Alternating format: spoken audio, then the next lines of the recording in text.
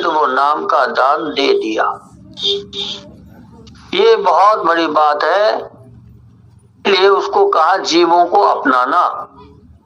अब जीव जब अपना लिया जाता है, अपना लिया अपना बना लिया।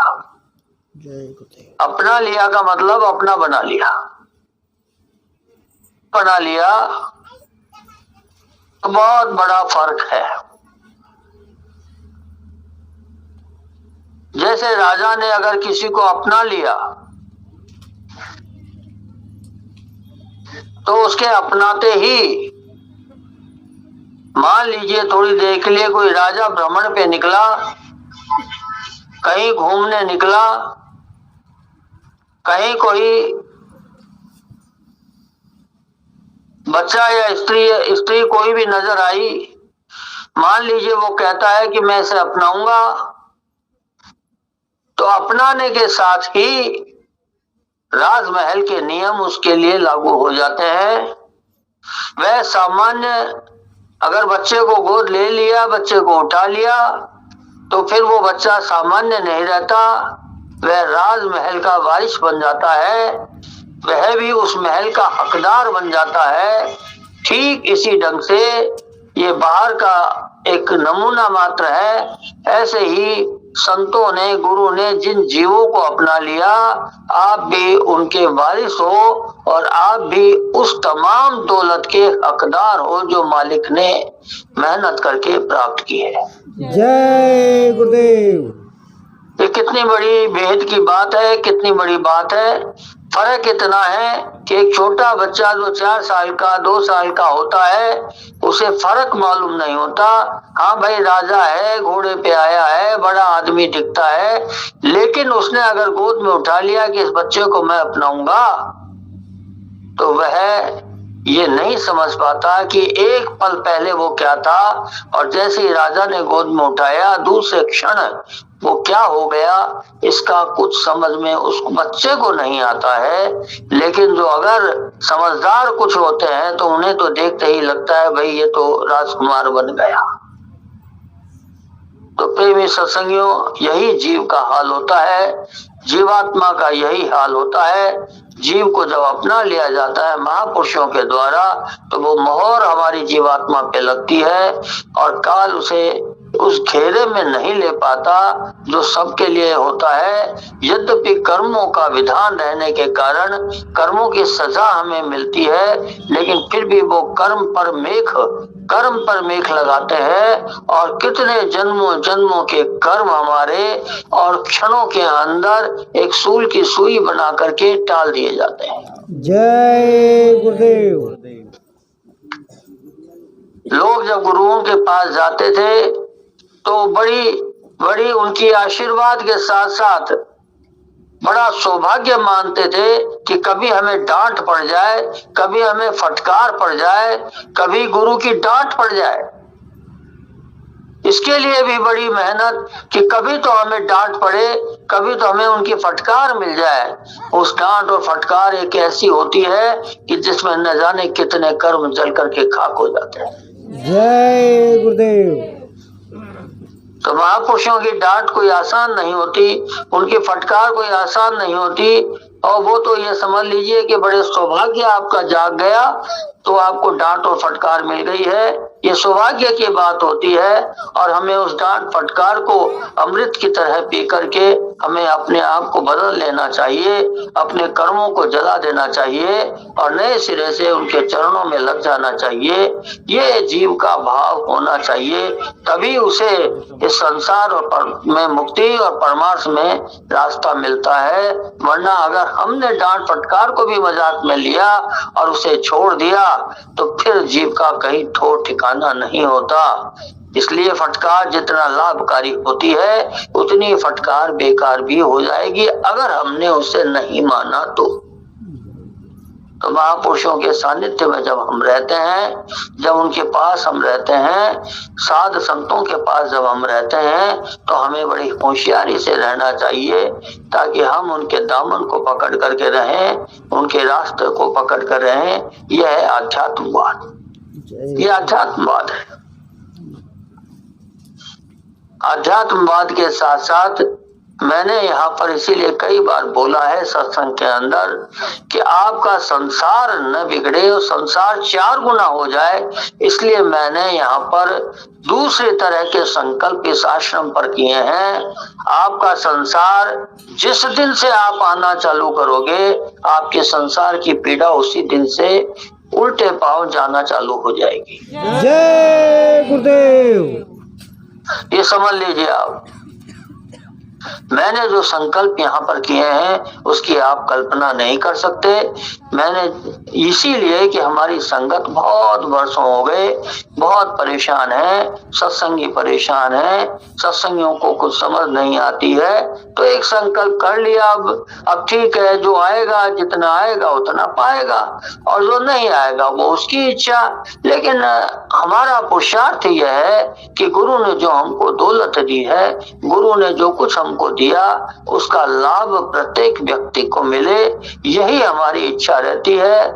ना तो यहाँ पर कोई हमने पैसे का सौदा रखा है, ना हमने कभी आपसे मांगा, न किसी से कोई लेना देना। वो तो क्या होगा, कहाँ से आएगा, इसकी चिंता आप छोड़ दीजिए। आपको जो सेवा करनी है वो करिए, और यहाँ व्यवस्था कैसे होगी ये चिंता आप छोड़ दीजिए। जय गुरुदेव। मालिक कहा करते थे कि तुम काम नहीं करोगे तो मैं भूतों से काम लूंगा। जय गुरुदेव। तो बहुत सीधी सरल बात है, बहुत सीधी सरल बात है। और अब मैं दूसरी बात एक और कह देता हूँ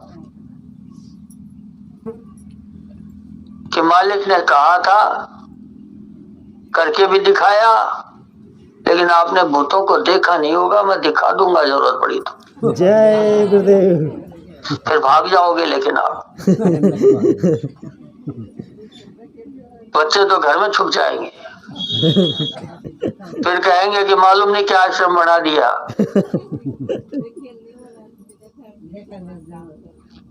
इसलिए यहाँ पर अगर वो आते भी हैं तो उनको साइड में चुपचाप खड़े रहने को बोलता हूँ मैं। जय गुरुदेव। समझ लीजिए बात। जी साहब। सत्संग मैं तो सिर्फ इतना सा बताना चाहता हूँ कि जो दौलत हाथ में है उसकी आप कल्पना नहीं कर सकते, कल्पना नहीं कर सकते। ये एक शुरुआत भर है, अभी एक चिंगारी है, एक छोटी सी, अभी शुरुआत हुई। और मैं ये चाहता हूं कि आप में से ही धीरे धीरे धीरे धीरे लोग तैयार हो जाए, आपका भाव तैयार हो जाए, आपको समझ आ जाए कि हमको क्या करना है, आपको ये समझ में आ जाए कि मतलब क्या है इस सत्संग का, आपको परिवर्तन का मतलब समझ आ जाए, आपको परमार्थ का मतलब समझ आ जाए, तो आप तैयार हो जाएंगे सत्संग के लिए, आप तैयार हो जाएंगे सेवा के लिए। और यही बच्चे जब आप तैयार हो जाएंगे तो आपके हाथ में वो दौलत दी जाए, तब आपको लोगों को पता लगे कि वास्तव में कितनी साधना, एक छोटी सी साधना, जरा जरा सी साधना करा करके, और ये जो सत्संगी है ये कितने कितने काम करेंगे और किस ढंग से क्या बन जाएंगे, इसकी आप कल्पना नहीं कर सकते। जय गुरुदेव। लोग आपको देख के हैरान होंगे कि भाई ये अलग से क्यों लगते हैं। अभी भी बहुत लोगों को ये समझ में नहीं आती। लोग ठोकते हैं, पीटते हैं, आपको बजा के देखते हैं कि अरे ये लोग अलग है, ये बदलते नहीं है। 2014 से कई लोगों को कि ये क्या है, हम इनको तोड़ देंगे, हम इनको मोड़ देंगे, हम इनको ये कर देंगे, सब करके देखा, लेकिन जो जुड़ गया उससे कभी कोई छुड़ा नहीं पाया, तोड़ नहीं पाया। जय गुरुदेव। अभी तो ये कोई ज्यादा कुछ ऐसा किया नहीं है, पर फिर भी छोटी मोटी चिंगारी सी आपके भीतर में मैंने रखी है दिखाने के लिए कि महापुरुषों के संकल्प और महापुरुषों की मेहनत क्या होती। हम तो गुरु के एक छोटे से बंदे हैं। उस गुरु के, उस मालिक के सामने हमारी हैसियत ना के बराबर है। जब हम इतना कर सकते हैं तो गुरु क्या है इसकी आप कल्पना भी नहीं कर सकते। यही लोगों में भाव पता लगे, लोगों को जिन्होंने उस मालिक को एक छोटा सा कुछ भी समझ लिया, तो उनको ये खबर लगे कि वास्तव में किस महापुरुष के चरण में हम बैठे हुए थे और उस महापुरुष को हमने इतना कष्ट और अपमानजनक हमने देखा, लेकिन उन्होंने फिर भी दया दिली से कि चलो नादान है बच्चे, उन्होंने किसी से कुछ नहीं कहा। तो अब हमारा समय है कि हम अपने जीवन में अपनी गलतियों का प्रायश्चित करें और अपने आप को बदलकर उस परमार्थ के सच्चे रास्ते पर लगाएं। पहले जब परमार्थ कमाया जाता था तो संसार बिगड़ जाता था। लोग कहते थे कि अरे भाई वो भक्ति में पड़ गया, बीवी बच्चे भूखे मरते थे, परमार्थ के चक्कर में घर बिगड़ जाता था, गृहस्थी बिगड़ जाती थी, माँ बाप परेशान होते थे कि बच्चा मेरा साधु बन गया, चला गया। लेकिन उस गुरु ने इस तमाम व्यवस्था को हटा दिया। उन्होंने सीधा कहा बच्चे घर गृहस्थ में रहो, मैं तुम्हें सारी दौलत इस घर गृहस्थी में छोटा मोटी तपस्या करा करके, भजन करा करके मैं तुम सबको यहीं पर वो सब दौलत दे दूंगा। जय गुरुदेव। तो संकल्प उन्होंने किया था, हम उसको आगे बढ़ा रहे हैं। और आपका संसार, क्योंकि मैं कितने समय से घूमता हूं, 2014 में जब आया तो सबको देखा मैंने। आपको मालूम नहीं कि एक एक घर में जब मैं गया तो मैंने क्या क्या देखा, सब देखा मैंने। उनकी बातें भी सुनी, दुख तकलीफ भी सुनी। तो यही सोचा कि भाई ऐसे ठीक है, हम आशीर्वाद देते रहेंगे, लेकिन हर आदमी फोन नहीं कर पाता, हर आदमी बात नहीं कर पाता, हर समय कुछ होता नहीं। तो कोई ऐसा रास्ता हो कि उनके संसार के लिए और परमार्थ के लिए कोई रास्ता बन जाए। इसलिए एक आश्रम का संकल्प मैंने किया था। जय गुरुदेव।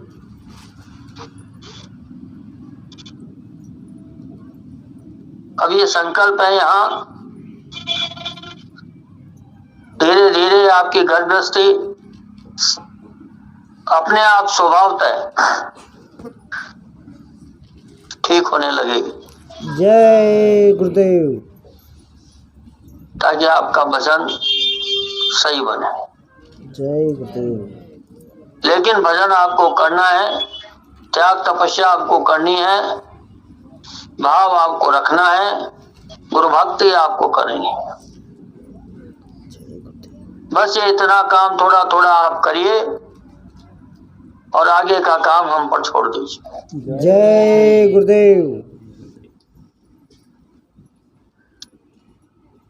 भाव रखना, भक्ति रखना,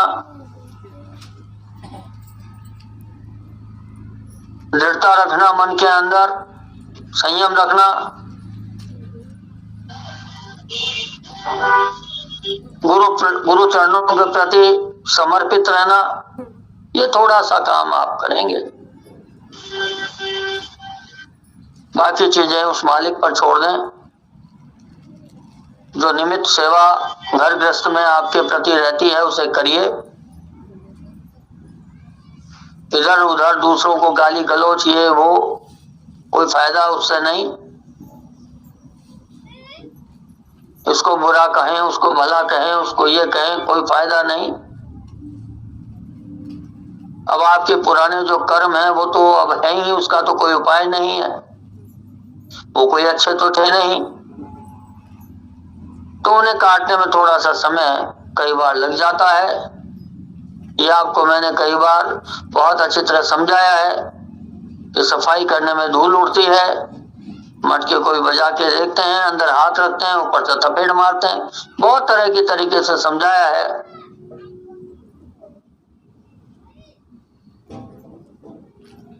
तो ये सब चीजें चलती रहेंगी साथ में, लेकिन एक चीज निश्चित है कि आपकी घर गृहस्थी का कोई नुकसान नहीं होगा, आपको निरंतर लाभ मिलता रहेगा। जय गुरुदेव।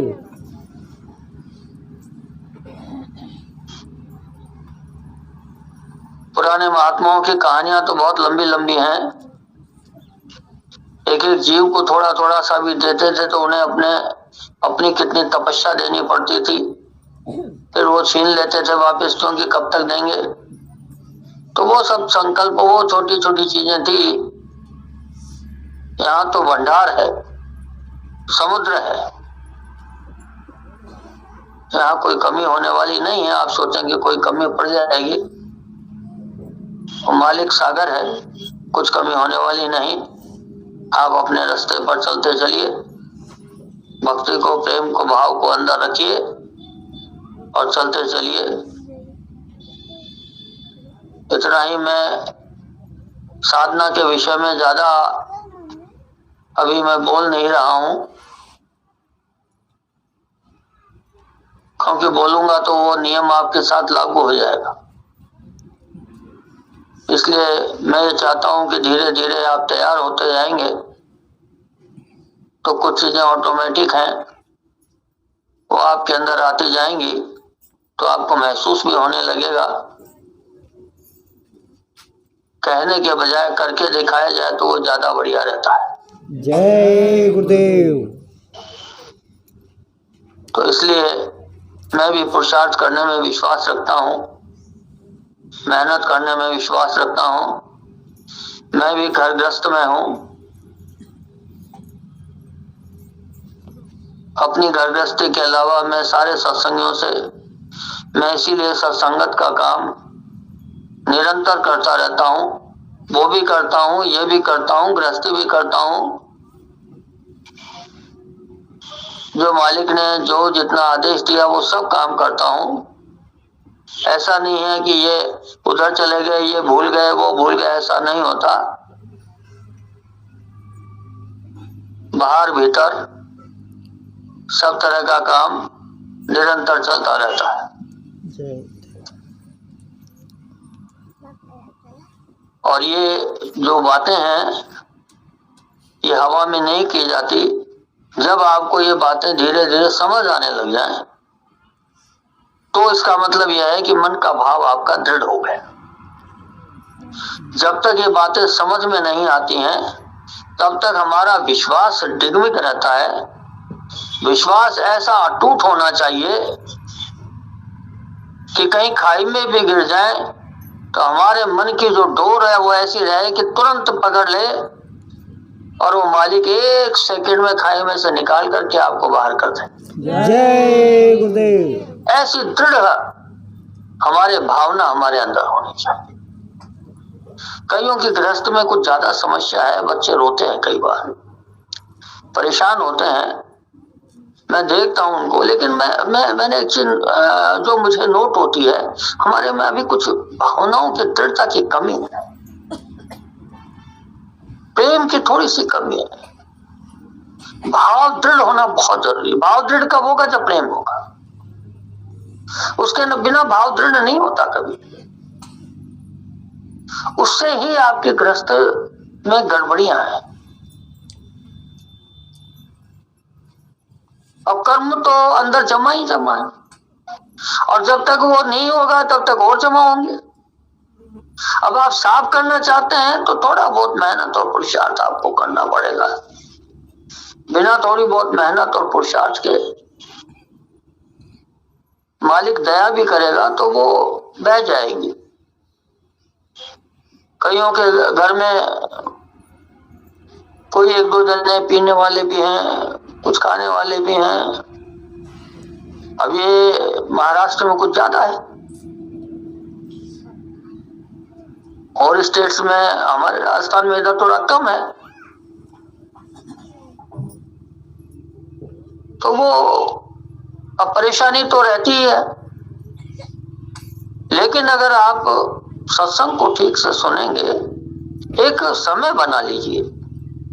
जो नए लोग हैं उनको भी ये समझना चाहिए भाई, सत्संग पुराने लोग उनको समझाएं और सत्संग को ध्यान से सुने। होता यह है कि जब नामदान लिया होता है तो वो चिंगारी होता है ना, जीव को अपना लेते हैं वो, तो उन्हें धीरे धीरे समय से सत्संग समझ आने लगता है। जिनको नहीं अपनाया गया उन्हें सत्संग समझने में थोड़ा टाइम लगता है। समझ वो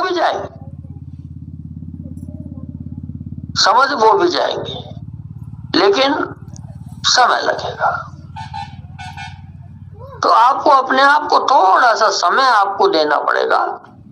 सत्संग को सुने, ध्यान से समझें, तब आप में समर्पण का भाव आएगा। जब समर्पण का भाव आएगा तो अटैचमेंट होगा, और तब हमारी प्रीत जागती है। बस जब ये हो जाता है तो ये समझ लीजिए कि घर गृहस्थ, उसकी जो नजर है अंदर की, वो सब पर पड़ती है। घर में अगर एक नहीं 4 आदमी है तो चारों पे पड़ती। ऐसा नहीं होता कि एक पे पड़ती, चारों पे पड़ती। अब आप कहते हैं कि साहब वो ठीक नहीं होता, वो आदमी खराब है, ये खराब है। भाई उनका कर्म ऐसा है। अब यह है कि अगर एक साथ झटका दिया जाएगा तो वो भी परेशान, आप भी परेशान हो जाओ, और जरूरत पड़ेगी तो उसके लिए भी मैं विशेष संकल्प करूंगा।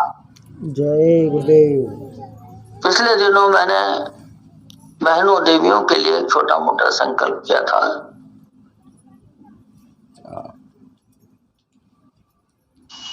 वो मामूली संकल्प नहीं है। आश्रम पे आते हैं, जाते हैं, कई तरह की परेशानी होती है, तो इसलिए संकल्प किया गया था।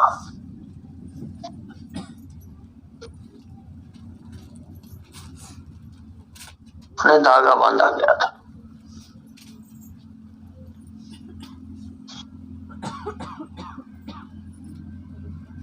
आपके घर गृहस्थ में भी जरूरत होगी तो वो कुछ चीजें रखी जाएंगी। जय गुरुदेव। अभी पहले थोड़ा सा आप लोग तैयार हो, क्योंकि जो खबर मुझ तक आती है वो ये है कि अभी थोड़ा कमजोरी है। तो जब तक कमजोरी है तब तक वो चीज दी नहीं जा सकती, और धीरे धीरे कमजोरी हटेगी, बुद्धि मजबूत होगी, तो आपको सब चीजें, सब तरह का लाभ दिया जाएगा। और मैंने कहा था मैं बच्चों को तैयार करूंगा। तो अब देखिए दूसरा नंबर किनका आता है, ये सोचने की बात है। क्योंकि मैं हवा में बात नहीं करता हूं।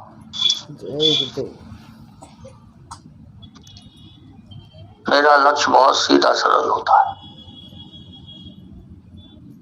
और जब मैं धागा बांध देता हूं बस वो अभिमंत्रित है, वो आप तक पहुंचा। वो 1 होंगे तो 1 के लागू होगा, 10 होंगे तो 10, और 1000 होंगे तो 1000, चाहे 10,000 हो, चाहे कितने लोग हों।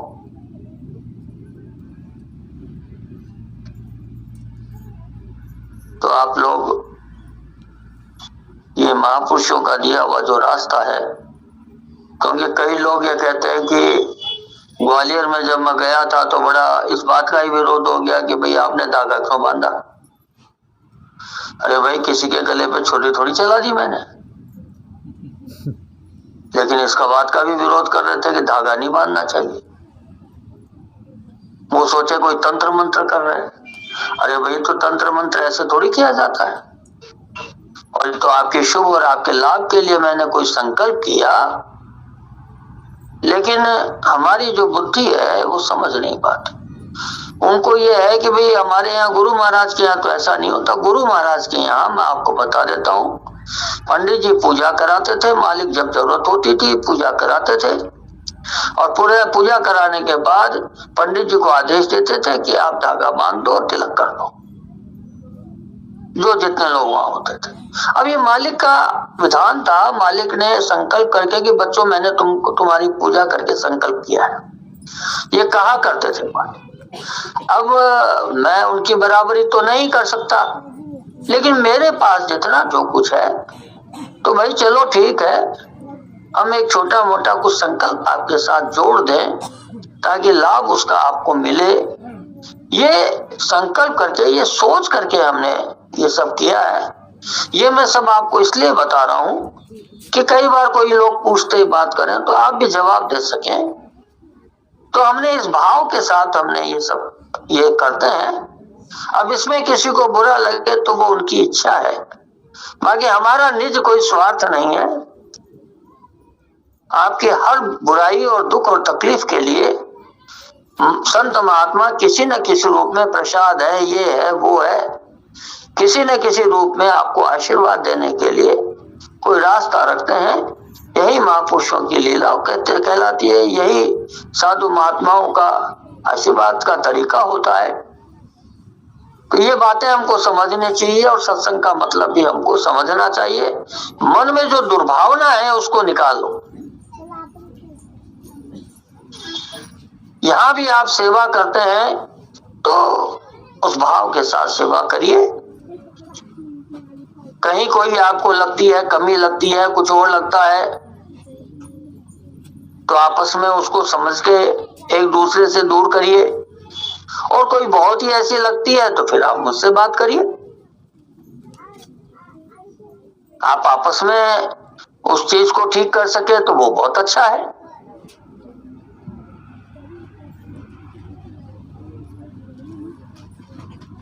तो संगत को बढ़ाने के लिए अगर आप मेहनत करेंगे,